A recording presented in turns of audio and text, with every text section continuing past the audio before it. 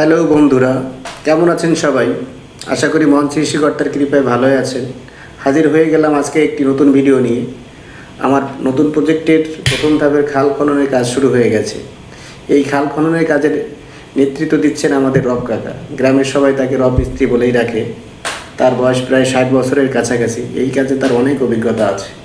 তিনি আমাকে খাল খননের বিষয়ে বিস্তারিত বুঝে বলছেন যে আগামী 5 থেকে 6 দিনের মধ্যে জমির পূর্বপাশে খাল খননের কাজ শেষ হবে এবং পরবর্তী ভিডিওতে আশা করছি সম্পূর্ণ খাল খননের দৃশ্য আপনাদেরকে দেখাতে পারবো এবং সঙ্গে সঙ্গে জানিয়ে দিতে পারবো যে খালটির দৈর্ঘ্য, প্রস্থ এবং গভীরতা কত হলো।